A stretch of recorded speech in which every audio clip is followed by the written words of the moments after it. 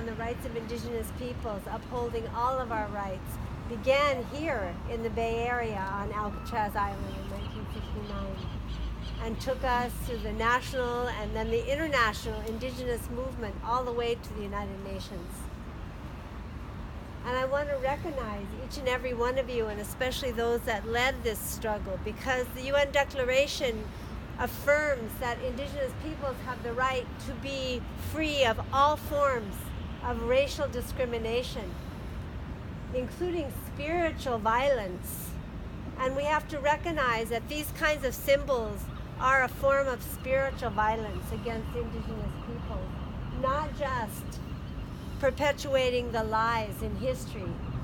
diminishing the genocide we experience, but as all of you have talked about here today, and all of you have felt in your hearts, that we've lifted that spiritual violence that we've experienced, all of us, not just here in San Francisco, not just our Ohlone brothers and sisters, but each and every one of us are oppressed by symbols like this that continue to exist in this city and all over the world. And I want to thank you from the bottom of my heart that all of you have stood up for the rights of Indigenous peoples, our ancestors, our future generations, not only here but around the world. And only by implementing the declaration like you have done today will it become real,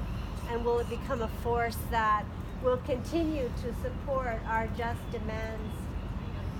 and our recognition of our rights all over the world. So I just want to thank you. I'm Yaqui, Indian Nation, and all of us have similar struggles that we're going through, and what you've done here today will inspire Indigenous people all over the world to continue our fight. So I want to, again, thank you very much from the bottom of my heart. On behalf of the International Indian Treaty Council, on behalf of my nation, and on behalf of all of us that are struggling for justice around the world. Thank you.